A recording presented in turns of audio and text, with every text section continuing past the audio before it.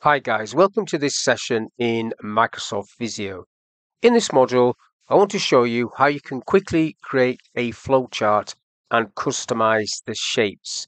So I'm on the new home screen and I have here a basic flowchart template. Now this might not be there on yours if you've not used one recently, so you might need to go new and then pick it up from here or down at the bottom under categories or office. But I've got it here, so I'm just going to click on it and then I get the option to create several template different versions, but I'm going for a blank one and then create. And that will give me several stencils, as they're called, down the left hand side with shapes. And I've already got some different windows open on the right here, which I'll close down and open them up later on. So there's my page. And here are the different default stencil shapes. This is basic flowchart shapes. You've got quick shapes and cross-functional shapes there as well. I'm going to stick on this one. Now, when you bring a shape on, any shape this is, even if it's just a basic shape and it's not a template one, if I just bring on this process, all shapes have what's called shape data attached to them. If I click on view and activate the shape data window, shape data, you can see that the shape data for this particular shape is listed there. These are the default options. Now you can change these. You can see you've got some different options there about completed, not completed, etc., end date, start date, etc., etc. If you right click on this shape, any shape, you can go into data and then define shape data, where that will allow you to delete some of these if you don't want them, or create a new one if you wanted a different one, and then that would come in there. Now, depending on which version of Visio you've got, you can actually give this a sort order. So if you wanted to change the order there, say you wanted process, well, let's go for that one. Say you want that to be number one, you could go there and put a 1 in that, and then you might want function to be number 2, and so on and so on. And then when you finish this, it will reorder those. If I click OK to that, it's reordered those in whatever number sequence you give it, including extra ones that you add.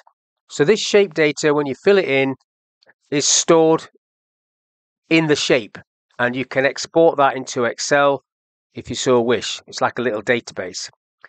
Now, if you do go through the process where you add extra things, I will do that actually. Let me just right click on this again and go back into it and just add a different item. So if I just go new, I'll just call this salary.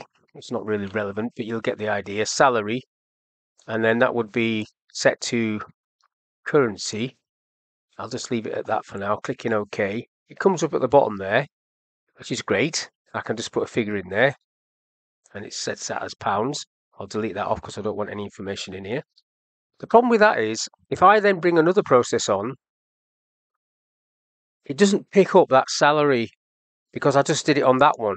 So what you have to do is you create yourself a little stencil, which I'll do now. So up the top there, you've got more shapes. Over down the bottom here, you've got new stencil metric.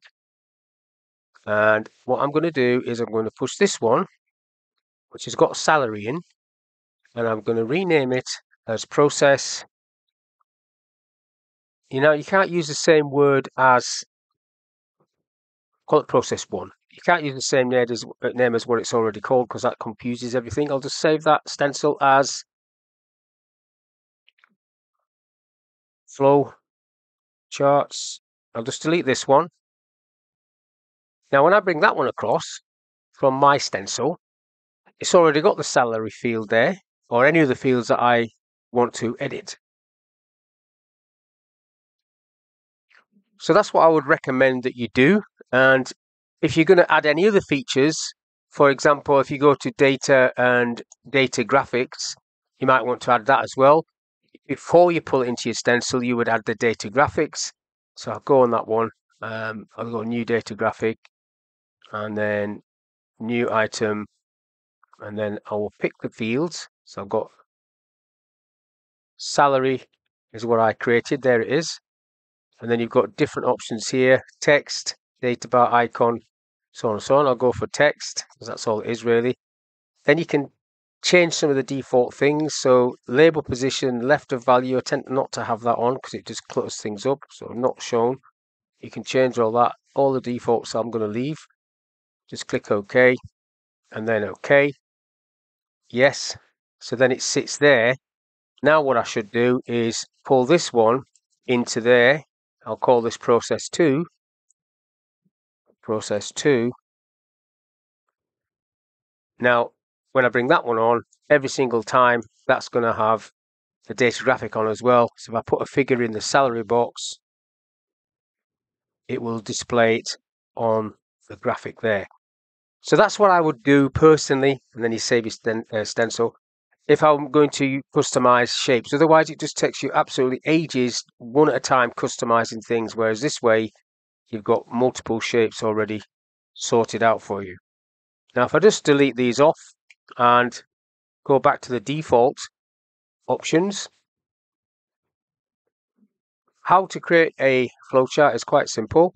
You usually have a start and end, you bring that on. Now when you bring the shape on, again, depending on what version of Visio you've got, you get these little pointers all around it, above, left, right, and below, with some of the basic shapes on. So basically, that one is a process. I'll click on that, and a process comes out of the bottom. And then, if I get myself a little decision one, which is that one, then you would have to come out of this side. So you might have a process coming out of this side, and then you carry on down. You go process, another decision, and then coming out of the side, process, and then you might have a process and then an end. And I'm running out of space on here, so it's going to go into a second page, like so. Now, if I just Control A everything and just grab the whole lot and just move it up a little bit, so it sits on one page just for this demonstration. Now, that is just very quick how you can create a simple flowchart. Obviously, you've got the ability to type in there. So if I call this induction, you see, as soon as I start typing, it will zoom in for me and I can see what I'm typing. So that's you type in there. Now these boxes here, you can't have things just hanging like this. So you would naturally want that to come back down. So if this was a pass fail, you would have, maybe if it's a pass, I'll call it status, this question, so you can see how this works. Status, and then I'll double click on the line because that's going to be fail. Have to go back to the beginning, and then that would be pass, so carry on. Pass, carry on. So you're going back to this one, and I'll just call that review. And then you now want a line to come out of this to go back to this first box, which I haven't named yet, and I'll just call this stage 1. I'm just making this up, so don't read anything into this. So to create a line to come back, I've got to do that from the Home tab at the top there, picking up on the connector tool, sit my mouse near the shape, want it to come out of there, and just follow it back and click it onto that shape, like so. Make sure you take that off, otherwise you'll be doing lines everywhere. Now on this one, you're going to do the same. If I double click on that, so that's going to be a fail as well. If you fail, you get reviewed. If you pass, you carry on. So this is a review. Now where this goes back to is up to you, but I'm going to get it to go back to this box. So again, connect it on, go back to there. So you're just going around in a circle. Now I've dropped that a bit short, it hasn't snapped on. Now it has. Make sure you take that off. So we're back to this one, and we can carry on with the next process. Now if your flowchart goes on to a second sheet, or second page should I say, you've got these options here, off page references. You just pull these on. These are just like hyperlinks, and if you've already got other pages created, this will list those pages, but we haven't, so it's just coming up with new page 2, and you can leave it as page 2 or you can name it there. I'm just going to click OK, and then it's gone on to a second page, and then you can carry on with the process. You might want to go to your stencil, for example, And well, I'll go and get a start point first because I haven't got that on mine. So I'll get a start. So this is might be a related, or it could be a completely different thing. Then I'm going to my flowchart. Now, if I go into this, I get those arrows, but I don't want, it isn't going to give me this customized process. So what you can do on this one is click on the connector tool, so it's active, that box is active, and then drag your process on, and it will achieve the same thing, look. You get your line. Now, obviously, I need to line that up a little bit. I'll use my arrow keys. Now, that's going to be a faff on. So let me just put the pointer tool on, and let's see how I can get this sorted out. Now, if it's going to take me ages to sort this out because it's playing up, in fact, I'll just leave it like that, because you don't really want it to be staggered like that. Now, that's given me another shape of that type, which is great. It's sort of now showing me these two. So the top one, when I clicked on the top one, when I first did it, let me just pull another one on. Go back onto that one. Process. When I sit on that one, look, it shows me the default ones. But as soon as I've brought one of mine on, which is great, it's now only showing me the two options that I've got in my stencil. Those two. So if you want to do this properly, you would probably populate that with as many of these shape types that you want. So you've got them all available with all the, remember, shape data. We've added that extra field, and we've got the data graphic on as well. And that's how you can do that. If you want to change the color scheme of this, if you go to design, you've got lots of different design styles, like that one or a darker one, like so. If I go back onto page 1, pick the same design, like so, you've got that design. That's quite nice. If you want to have a background page or a logo page, you've got backgrounds over here and titles. So if I go for backgrounds first, I always pick the world because it stands out a bit more. That just sits in the background. It becomes a page in itself. So that's a page. And then page 2 isn't looking at that. It's just page 1. So what you have to do with page 2 is basically right click on the page at the bottom, go into page setup and tell it to look at the background page that is listed there, which is the default one, which is the globe.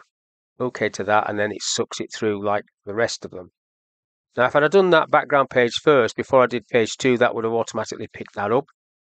Now, titles, this option, borders and titles, again, it's going to sit as in the background, but you've got to be careful here with this because this is quite tight at the top. If I click on one of these, let's see what that one does. You see it's already gone over this. It's on the background page. So we've got it there. So this is where you need to edit it. So I'll just call this thing induction. Like that. It's got today's date on, which is okay. I'll come back onto page 2. Page 2 hasn't got that on. So I'll need to go onto page setup and pick the one I want, which is that one, which has got both the globe and the titles. Like so, and again, this one's sitting slightly wrong. So if I do Control A, now that's grabbed all the shapes. I can pull it down a little bit, which is all right. And then I go onto page 1 and I do Control A. It grabs all the shapes. Now that's going to go into 2 pages. So I've got a bit more of a faff on it to get this to fit. Like so. Click off that. So if I double click on this hyperlink, it goes onto that one. And if I double click on that, it goes back again. Now you can see what I've done there accidentally. I've gone onto 2 pages with this.